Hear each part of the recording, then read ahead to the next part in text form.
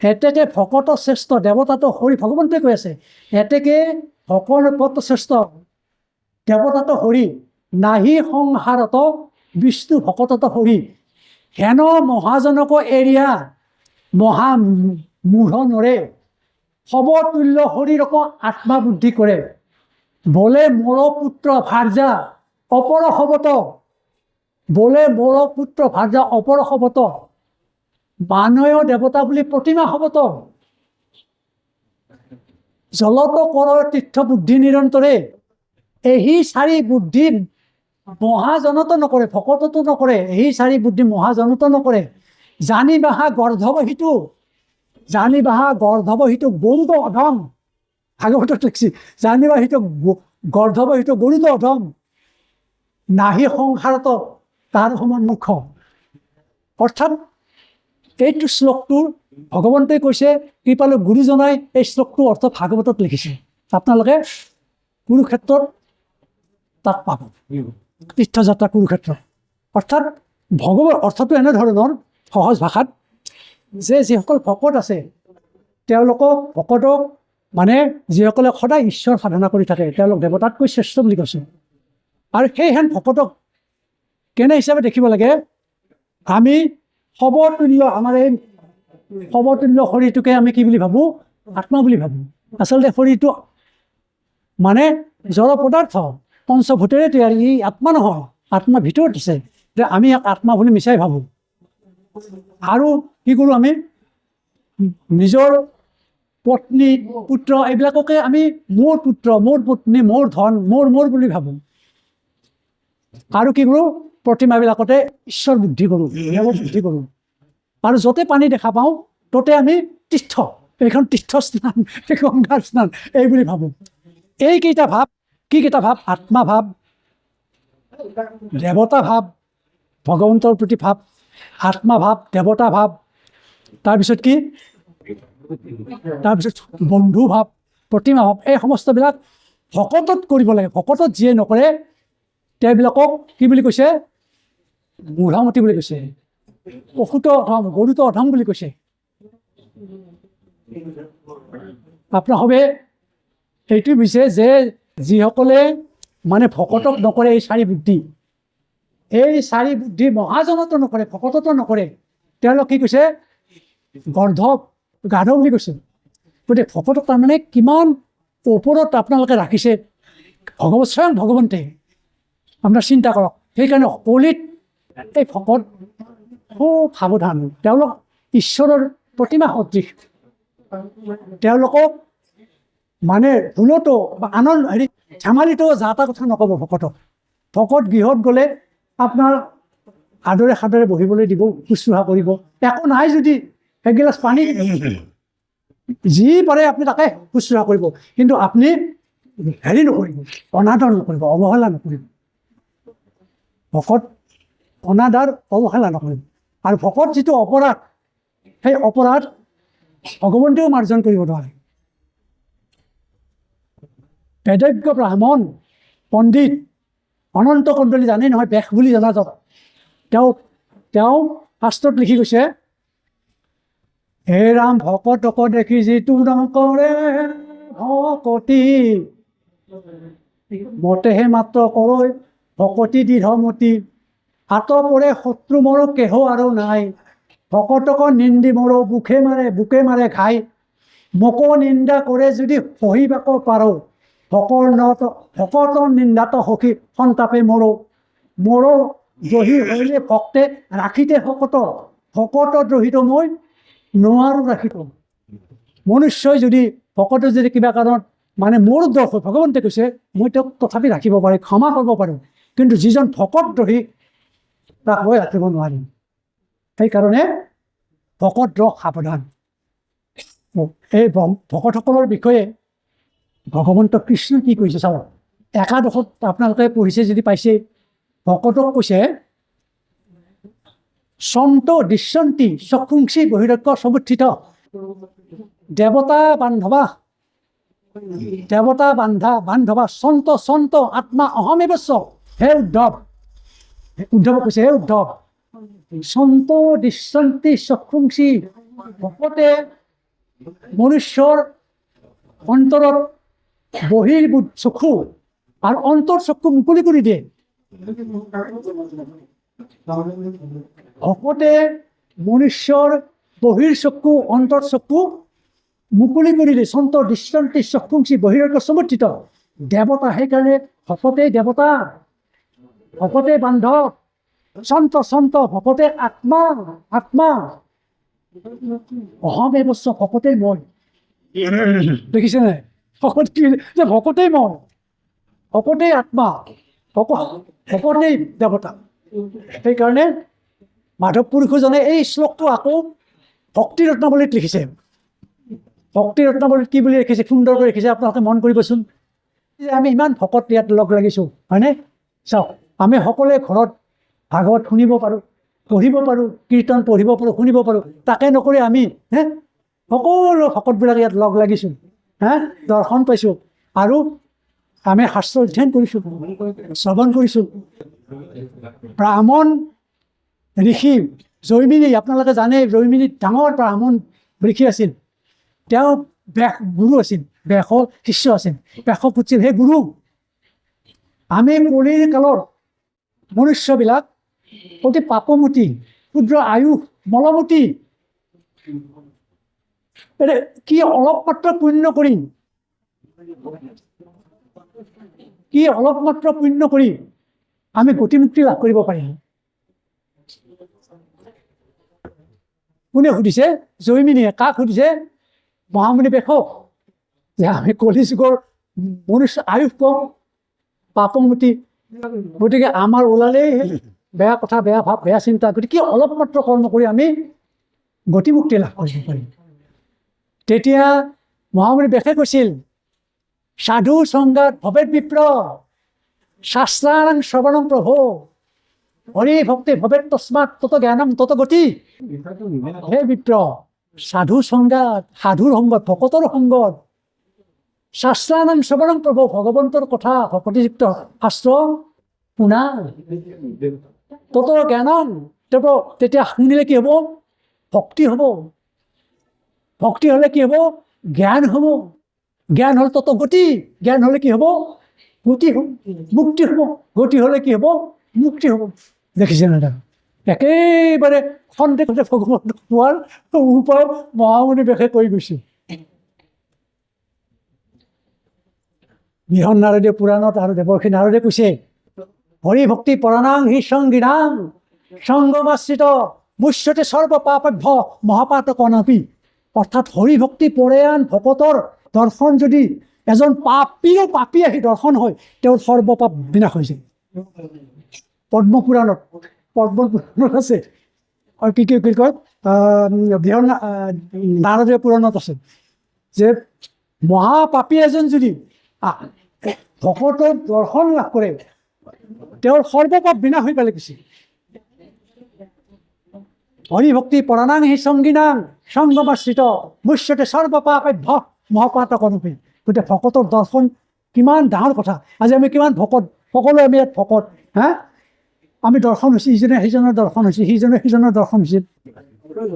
এইবিলাক কথা আপোনাভাৱে আপুনি ক'ব নোৱাৰে। ইয়াত আমাৰ যিসকল ভকত আছে, কোন কিমান স্তৰৰ ভকত আপোনালোকে গম নাপায়। এনেই আছে সাধু হৈ বহি ঈশ্বৰৰ কথা সদায় শুনে, চিনি নাপাওঁ, কিন্তু কিমান মহান। আপুনি সেইকাৰণে ইয়াত সাৱধান, ভকত শুনিলে সাৱধান। পদ্মপুৰাণ আপোনালোকে জানে, পদ্মপুৰাণ সাত্বিক পুৰাণ, মহামুনি ব্যাসে লিখিছিল। পদ্মপুৰাণত মহাদেৱে পাৰ্বতীক কৈছে, কি কৈছে? পাৰ্বতীক কৈছে, আৰাধনানাং সৰ্বেশাং বিষ্ণু আৰাধনং পৰম। আৰাধনানাং সৰ্বেশাং বিষ্ণু আৰাধনং পৰম, তস্মাৎ পৰতৰং দেৱী তদ্ধ্যানং সমৰ্চনম। হে দেৱী, সবাতকৈ শ্ৰেষ্ঠ আৰাধনা, শ্ৰেষ্ঠ আৰাধনা কি? বিষ্ণুৰ আৰাধনা। তস্মাৎ পৰতৰং, তাতকৈ শ্ৰেষ্ঠ আৰাধনা ভকতৰ আৰাধনা, ভকতৰ সেৱা। দেখিছে? আৰু এই ভকতৰ সংগত যি সুখ আপোনাভাৱে আমি আজি ভকতৰ সংগত ভগৱন্তৰ কথা শুনি যি সুখ পাইছোঁ, এই সুখটো কি বুলি কৈছে? স্বৰ্গ, মোক্ষ, তাতকৈ শ্ৰেষ্ঠ বুলি কৈছে। এই ভকতৰ সংগত আমি আছোঁ ঈশ্বৰৰ কথা শুনি।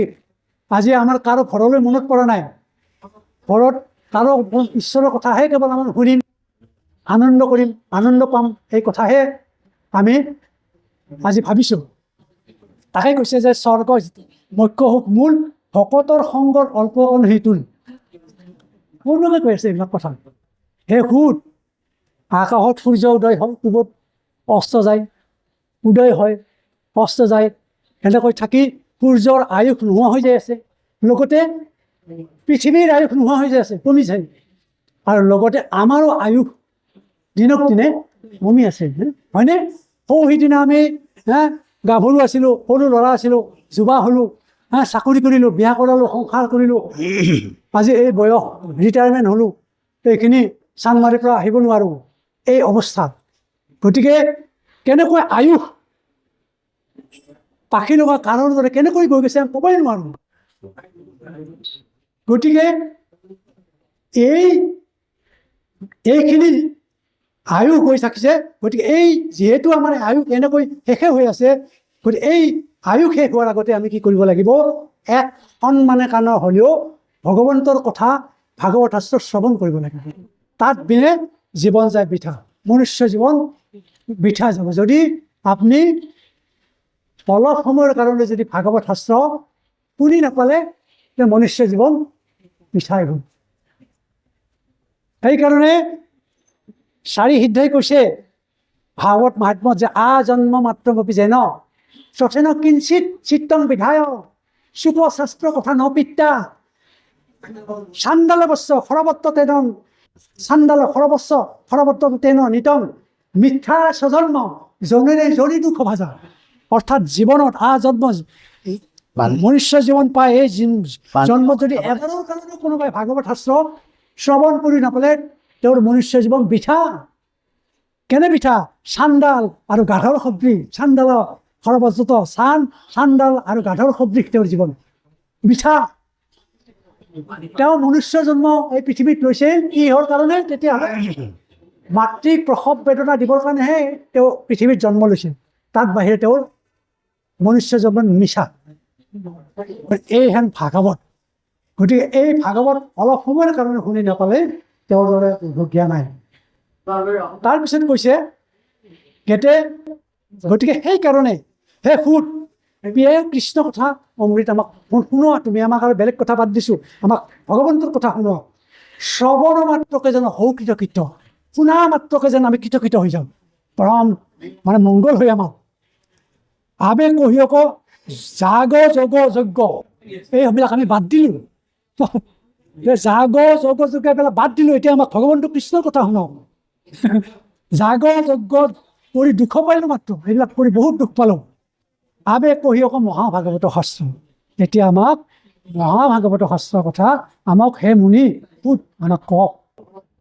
কৌনকে ক'লে হে মহামুনি সুত, যিজন ৰজা পৰীক্ষিত গোটেই বসুমতী জগত ব্ৰহ্মাণ্ড তেওঁৰ, যিজনাৰ ৰথ আকাশেৰে চলে, ইমান শক্তিশালী ৰজা, যিজনাৰ সমস্ত জম্বুদ্বীপ ভাৰতবৰ্ষ জম্বুদ্বীপৰ ৰজা, বাকী যিবিলাক ৰাজা আছে দাসৰ দৰে খাটে, সেই হেন ৰজা পৰীক্ষিত তৰুণ কালতে কেনেকৈনো ঢুকালে, কেনেকৈনো তেওঁ অভিশপ্ত হ'ল, আৰু কিদৰে তেওঁ ভগৱন্তৰ নাম স্মৰণ কৰি তনু শৰীৰ ত্যাগ কৰিলে, এই কথা আমাক কওক। আৰু বিষ্ণু বৈষ্ণৱৰ কথাও আমাক কওক। বিষ্ণু মানে ভগৱন্ত, বৈষ্ণৱ মানে ভকত, বিষ্ণু বৈষ্ণৱৰ কথা আমাক দুইটাৰে কথা কওক। দুয়োৰে কথা কৰে পাতকৰ স্কন্ধ, অৰ্থাৎ ভগৱন্তৰ কথা আৰু তেওঁৰ ভকতৰ কথা শ্ৰৱণ কৰি দুয়োৰে কি হয়? দুই শুনিলে পাপ বিনা হয়, সৰ্বপাপ বিনা হয়। আগতে ক'লোৱে আপোনাৰ হ'ব। গতিকে এতেকে শুনিব আমি ভকতৰ চৰিত্ৰ, আমি সেইকাৰণে ভকতৰ চৰিত্ৰ শুনিব তুমি আমাক কোৱা।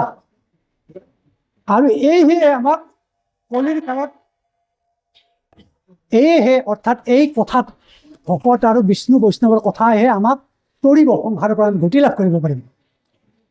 আৰু এটা কথা পুতক ক'লে শৌনকে যে এই দেৱৰ তুল্য কুকমুনিক যাক দেৱতাবিলাকেও নাপায়, হা সেই হেন শুকমুনিক ৰজা পৰীক্ষিতেনো কেনেকৈ পালে মৰণৰ সময়ত? সেইটো কথাও আমাক কওক, সেইবিলাক কথাও কওক। আৰু ক'লে যে বৈকুণ্ঠৰ শাস্ত্ৰ ইটো ভাগৱত, এই বৈকুণ্ঠৰ শাস্ত্ৰ এইখন ভাগৱত।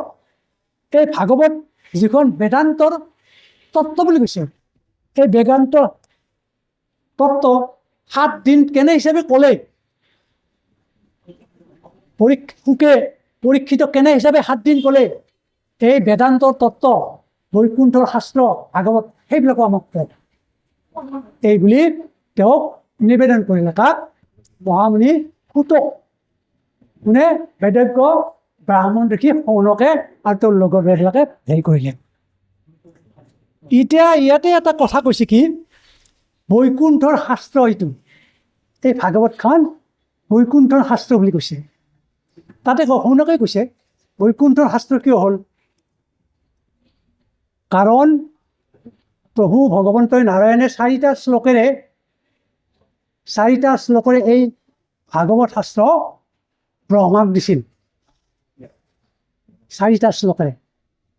আৰু ব্ৰহ্মাই তাৰে লগত 2টা শ্লোক যোগ কৰি দেৱৰ্ষি নাৰদক দিছিল, আৰু দেৱৰ্ষি নাৰদে তাৰে লগত আৰু 2টা শ্লোক যোগ কৰি মহামুনি বেশক দিছিলে, আপোনাৰ হবে জানে। আৰু মহামুনি বেশে শুকক দিলে তাৰে লগত 2টা শ্লোক যোগ কৰি, শুকে তাৰে লগত যোগ কৰি 12টা তত্ত্বৰ দ্বাৰা এই ভাগৱত শাস্ত্ৰ 12 স্কন্ধ ভাগৱত শাস্ত্ৰ তেওঁ ক'লে মহামুনি শুকে। এতিয়া এই ভাগৱতৰ 4টা শ্লোক ভগৱন্তই যে ব্ৰহ্মাক দিছিল, এই 4টা শ্লোকনো কি আছিল? এই 4টা শ্লোকৰ পৰা ভাগৱত শাস্ত্ৰ গোটেই, এই 4টা শ্লোকটো কি আছিল? 4টা শ্লোকৰ প্ৰথম শ্লোকটো আছিল অহম এবাৰ্থম এবাগ্ৰে নান্যত যৎ সদসৎ পৰম পশ্চাদহং যদে তস্য যৌৱশিষ্য তস্মহম। এই শ্লোকটো ভাগৱতত 2য় স্কন্ধত কৃপালু গুৰুজনাই লিখিছে, 2য় স্কন্ধত এই শ্লোকটো অনুবাদ কৰিছে এনেভাৱে, আপোনালোকে মন কৰক যে জগতৰ পূৰ্বে আকৌ মই জানো, কাৰ্য কাৰণৰ কিছু নাছিলে ক আনো, মোকো মাত্ৰ দেখিয়ক সৃষ্টিৰ মধ্যত, দেখা শুনা হবে মানে মই বিচাৰত, মই মাত্ৰ অৱশেষে থাকো অন্তত, কুণ্ডল ভাঙিলে জানো কোনা স্বৰূপত। অৰ্থাৎ হে ব্ৰহ্মা, এই ব্ৰহ্মাণ্ডৰ সৃষ্টিৰ আগত ইয়াত কোনো নাছিল, অকল ময়ে আছিলোঁ। ভগৱন্তই কৈছে ময়ে আছিলোঁ, তাৰপিছত জগত সৃষ্টি কৰিলোঁ, আৰু এই জগত সৃষ্টিৰ মাজতো ময়ে আছোঁ। আৰু এই জগত যেতিয়া বিনাশ হৈ যাব, তেতিয়া ধ্বংস হৈ যাব, তাৰপিছতো কোনো নাথাকিব, ময়ে থাকিম কেৱল, অকল ভগৱন্তই থাকিব। আৰু সমস্ত জীৱ ভগৱন্তৰ উদৰত স্থান লয়। আৰু ইয়াতে কৈছে যিদৰে কেৰু খাৰু মণি এই সমস্ত ভাঙিলে কি হয়? বৰ্ণই হয়, কোণেই হয়, তদ্ৰূপ এই সমস্ত ব্ৰহ্মাণ্ড বিভিন্ন ৰূপত প্ৰকাশিত হৈছে যদিও জীৱাত্মা হিচাপে বিনাশ হোৱাৰ পিছত ই মোটেই স্থিতি ল'ব, অৰ্থাৎ নৈ সোণেই হ'ব ধৰে। তাৰপিছত 2য় শ্লোকত কৈছে হৃতেই থং ইয়াত প্ৰতিয়েত, হৃতেই থং যৎ প্ৰতিয়েত ন প্ৰতিয়েত সাত্মানি তৎ বিদ্যাত আত্মান মায়াং যথা ভাষ যথা তুমহ। অৰ্থাৎ ভগৱন্তই কৈছে ব্ৰহ্মা তোমাক মোৰ মায়াকো দিলোঁ, তোমাৰ লগত মায়াক দিলে ভগৱন্তই। কি মায়াৰ কাম কি? অবস্তুক দেখাবয় বস্তুক আৱৰি, এহিকে মোহৰ মায়া জানা নিষ্ট কৰি, নাথাকিত দেখি যেন চন্দ্ৰমা দুটয়, থাকিত ৰাহুক যেন কেহ নেদেখন, এই মতে মায়া আৰ কৰি ঈশ্বৰক, বিষয় আশাৰ ফল ভুঞ্জাৱে জীৱক।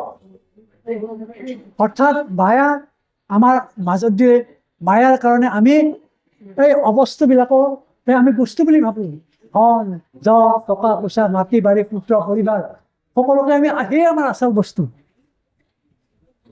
আৰু আচল বস্তুক আমি নাজানো, চিনি নাপাওঁ।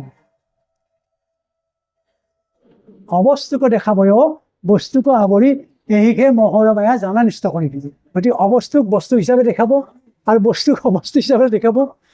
যিদৰে আকাশত আকাশত মানে ৰাহু কেতু আছে, আমি দেখা নাপাওঁ, বা চন্দ্ৰ যিদৰে এটা আছে আমি বহু হিচাপে দেখা পাওঁ, বিভিন্ন স্থলত বিভিন্ন স্থানত জলত বহুত দেখা পাওঁ। গতিকে এই মায়াৰ স্বৰূপ কি? মায়াৰ স্বৰূপ কি? ভগৱন্ত আৰু মনুষ্যৰ জীৱৰ মাজত আৰ কাপোৰ এখন টানি দিয়ে, টানি দিয়ে আমাৰ মনুষ্যক কি বিষয় আশাৰ ফল ভুঞ্জা, ভুঞ্জাও মানে ভুঞ্জোৱা, দুখ কষ্ট খা। আমি কওঁ নহয় এইবিলাক ভুঞ্জিছোঁ আমি, এইবিলাক অমুকৰ কাৰণে। গতিকে আমাক দুখ কষ্ট খুৱাইছে মায়াই। মায়াৰ কাৰণে আমি আজি এই ভগৱন্তৰ এই পবিত্ৰ অনুষ্ঠান ভাগৱত অনুষ্ঠানটো আমি আহিব নোৱাৰোঁ। ল'ৰা ছোৱালী, ধন টকা পইচা, গৰু, এইবিলাক কিবা হৈ জানো বা? সেইবিলাক সকলো মায়াৰ কাৰণে। আৰু আমি যিসকলে সেই মায়াক এৰি ভগৱন্তৰ কথা শ্ৰৱণ কৰিবলৈ আহিছোঁ, তেওঁলোকে আচল ভকত, তেওঁলোকে পৰম ভকত, ঈশ্বৰৰ কথা শুনিবলৈ আহিছোঁ। গতিকে সেইকাৰণে মায়াক অবিহনে, মায়াক ত্যাগ নকৰিলে আপুনি ভগৱন্তক নাপাব।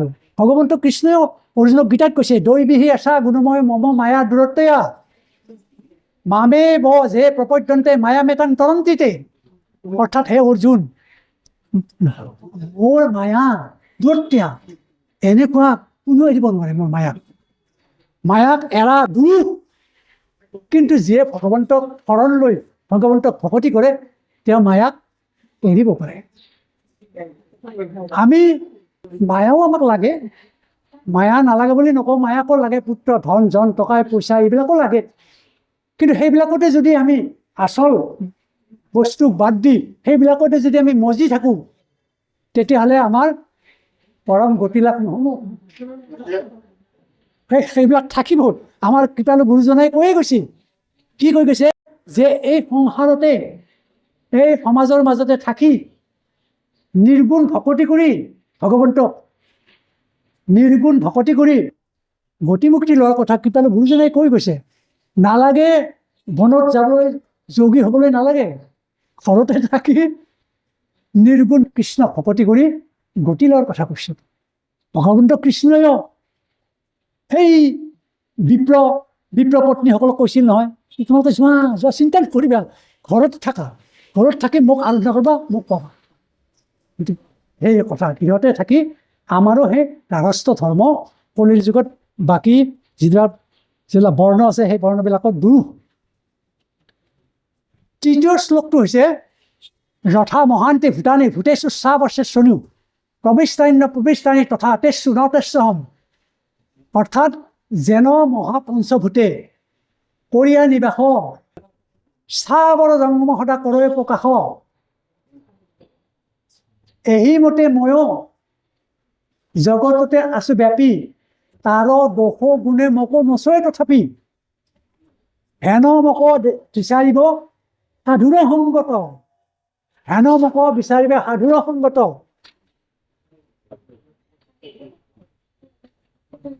কি বুলি ক'লে? হেন মোকো বিচাৰিব সাধুৰ সংগত। আৰু কৈছে যে মই এই পঞ্চভূততে মই সৃষ্টি কৰিছোঁ আৰু এই পঞ্চভূততে মই থাকিম। যদিও এই পঞ্চভূতৰ মাজতে আছোঁ, ইয়াৰ দোষ আৰু গুণে মোক নচয়ে, ভগৱন্তই কৈছে। অৰ্থাৎ ভগৱন্তৰ গুণাতীত, ভগৱন্ত গুণাতীত। গতিকে তেওঁক জগতৰ দোষ গুণে নচয়ে। আমি যদি জগতত থাকি ভাল কৰ্ম কৰোঁ, ভাল হ'ব, পুণ্য হ'ব, বেয়া কৰ্ম কৰিলে পাপ হ'ব, আমাক গুণে চুব। ভগৱন্ত হ'ল গুণাতীত, তেওঁ জগততে আছে কিন্তু তেওঁক গুণে নুচুৱে। হেন মোকো বিচাৰিবে সাধুৰ সংগত। সেইকাৰণে তেওঁক পাবলৈ বিচাৰিলে, ভগৱন্তক পাবলৈ বিচাৰিলে, হে ব্ৰহ্মা, মোক পাবলৈ হ'লে ভকতৰ সংগত পাব। সেয়া আৰু তৃতীয় শ্লোক। চতুৰ্থ শ্লোকটো কৈছোঁ, এতাৱদেৱ জিজ্ঞাংস তত্ত্ব জিজ্ঞাসুন আত্মনঃ অন্যয় ব্যতিৰেকে ভাং যৎ সাত সৰ্বত্ৰ সৰ্বদা। অৰ্থাৎ কৈছে যে শ্ৰৱণ কীৰ্তন মোৰ অসমীয়া অনুবাদ, গুৰুজনাই লিখিছে, শ্ৰৱণ কীৰ্তন মোৰ সুগম ভকতি, আকেহে কৰিব মাত্ৰ বিপক্ষা সম্প্ৰতি, যিটো তনু তজু আগে কৰিছো প্ৰকাশ, এই মনৰ নিজৰ ঐনুস্বৰূপত, সৃষ্টি স্থিতি মোৰ লীলানুপম, ব্ৰাহ্মণ্য শৰণ্য আদি গুণৰ নাম। অৰ্থাৎ হে ব্ৰহ্মা, মই মানে জগতত মানে এই যে সৃষ্টি কৰিছোঁ, মই লীলা কৰিবৰ কাৰণে কৰিছোঁ, লীলা কৰিবৰ কাৰণে জগতত সৃষ্টি কৰিছোঁ। আৰু শ্ৰৱণ কীৰ্তন মোৰ কৰিবা, এইটো সিদ্ধান্ত। শ্ৰৱণ কীৰ্তন মোৰ কৰিবা, সেইটো সিদ্ধান্ত। আৰু ব্ৰহ্মণ্য শৰণ্য এই সমস্তবিলাক মোৰ গুণ আৰু নাম, গুণনাম। এই 4 শ্লোক কৰিলোঁ ভাগৱত, মোৰো আশীৰ্বাদে সবে হৈবে কণ্ঠগত। ব্ৰহ্মাক কৈছে যে মোৰ এই 4 শ্লোক ভাগৱত কথা তোমাক ক'লোঁ, মোৰ আশীৰ্বাদত সমস্ত তোমাৰ কণ্ঠগত হ'ব। এই বুলি মানে ক'লে। এই হ'ল 4টা শ্লোক, 4টো শ্লোক। সেইকাৰণে বৈকুণ্ঠৰ শাস্ত্ৰ বুলি কোৱা হৈছে। যিটো বেদান্তৰ তত্ত্ব, আকৌ পোৱাৰ পিছতে ক'লে কি বেদান্তৰ তত্ত্ব বুলি কৈছে। কি বেদান্তৰ তত্ত্ব মানে? বেদান্ত কাক কয়? বেদান্ত মানে উপনিষদক বেদান্ত বুলি কৈছে। উপনিষদ কি? আমাৰ সনাতন ধৰ্মৰ আদি গ্ৰন্থ, মূল গ্ৰন্থ কি? বেদ। বেদৰ 4টা ভাগ, এটা সংহিতা বা মন্ত্ৰ, দ্বিতীয় ব্ৰাহ্মণ, তৃতীয় আৰণ্যক, আৰু চতুৰ্থ উপনিষদ। সেই উপনিষদত বেদৰ সমস্ত সাৰ জ্ঞান তত্ত্ব নিহিত আছে। বেদৰ শেষ সিদ্ধান্ত এই উপনিষদবিলাকত আছে কাৰণে উপনিষদবিলাকক বেদান্তৰ বুলিও কোৱা হৈছে। এই বেদান্তৰ বিষয়ে শংকৰাচাৰ্যই কৈছে, শংকৰাচাৰ্যই বেদান্তৰ বিষয়ে কৈছে, যি জ্ঞানে মনুষ্যৰ হৃদয়ৰ পৰা অন্ধকাৰ নাশ কৰি পৰম পিতা পৰমেশ্বৰৰ স্থানলৈ লৈ যায়, সেই পৰম বিদ্যা, সেই পৰম জ্ঞানকে উপনিষদ বুলি কৈছে। গতিকে তাত কৈছে বেদান্তৰ সাৰ বুলি কৈছে, বেদান্তৰ তত্ত্ব। গতিকে সেই এতিয়া ভাগৱত বেদান্তৰ লগত কেনে সম্পৰ্ক থাকিল? এই উপনিষদৰ বা বেদান্তৰ যিবিলাক সাৰ জ্ঞান, সমস্ত মহৰ্ষি বাদৰায়ণে সেই সমস্তবিলাক সাৰ আৰু জ্ঞানবিলাক আনি, অৰ্থাৎ সেই উপদেশবিলাক আনি তেওঁ যি মহান গ্ৰন্থ লিখিলে, সেই মহান গ্ৰন্থ হ'ল কি? বেদান্ত দৰ্শন। সেই মহান গ্ৰন্থ উপনিষদৰ উপদেশবিলাক সংগ্ৰহ কৰি আনি সূতাৰে ফুলৰ মালা গাঁঠাৰ দৰে মহৰ্ষি বাদৰায়ণে এই উপদেশবিলাক লগাই যি মহান গ্ৰন্থ ৰচনা কৰিলে, সেই হ'ল বেদান্ত দৰ্শন। যিখন দৰ্শন পৃথিৱীৰ ভিতৰত সৰ্বশ্ৰেষ্ঠ, ভাৰতৰ কথা বাদেই, পৃথিৱীৰ ভিতৰত সৰ্বশ্ৰেষ্ঠ বেদান্ত দৰ্শন। পৃথিৱীৰ মহা দাৰ্শনিক, মহা পণ্ডিতবিলাকে, মহা দাৰ্শনিকবিলাকে ভাৰতবৰ্ষলৈ আহে, আহি হৰিদ্বাৰ, বেনাৰস আদিত এই বেদান্ত দৰ্শন অধ্যয়ন কৰিবলৈ আহে। বছৰৰ পিছত বছৰ তেওঁলোকে বেদান্ত দৰ্শন অধ্যয়ন কৰি তাৰ সাৰমৰ্ম লৈ যায়, আৰু কিছুমান পণ্ডিত ইয়াতে থাকি যায়। সেই হ'ল বেদান্ত দৰ্শন। এতিয়া ভাগৱত হ'ল কি? এই ভাগৱত হ'ল এই বেদান্ত দৰ্শনৰ অৰ্থ ব্যাখ্যা আৰু সমস্ত বেদৰ সাৰ। বুজি পালেনে? ভাগৱত কি বুলি ক'লো এতিয়া? এই ভাগৱত হ'ল মহামুনি বেশৰ দ্বাৰা কৃত বেদান্ত দৰ্শনৰ ভাষ্য, অৰ্থ ব্যাখ্যা আৰু সমস্ত বেদৰ সাৰ। সৰ্ব বেদান্ত সাৰং হি শ্ৰী ভাগৱত মিশ্যতে তদ্দৰ্শাই অমৃত তৃপ্তস্য নান্যত্ৰ সাত্ত্বিক শীত। তাকে এই শ্লোকটোকে মাধৱপুৰজনে লিখিছে ঘোষাত, মহাভাগৱত সমস্ত বেদান্ত সাৰ, মহাভাগৱত শাস্ত্ৰ ইহাৰ অমৃত ৰস পাই, পৰম সন্তোষে পান পৰিলে যিজনে তাৰ, অন্যতৰ সতৰতি নাই। যে বেদৰ সমস্ত সাৰ, উপনিষদৰ সাৰ এই ভাগৱত শাস্ত্ৰ। এতিয়া এই ভাগৱত শাস্ত্ৰ যিয়ে এবাৰ পঢ়িছে, যিয়ে এবাৰ শুনিছে, এওঁ অন্যত্ৰ ৰসত আৰু ৰতি নাহাৰ ভক্তিং লব্ধৱত সাধু কিমন্য দেৱশিষ্টতে পিতা পিছয় অমৃতং পাতৱং পাতব্যং নৱশিষ্টতে ভাগৱততে লিখিছে মহাভাগৱত শাস্ত্ৰ মাধৱৰ ৰস গুণযশ আকৌ পান কৰিলে যিজনে তাৰ কৃষ্ণৰ চৰণে দিয়া চিত্ত মুখ্য আদি ৰতি নকৰে মনে গতিকে এই ভাগৱতৰ ৰস যিয়ে এবাৰ পাঠ কৰিছে তেওঁ আৰু অন্য শাস্ত্ৰৰ ৰসত ৰতি নহয়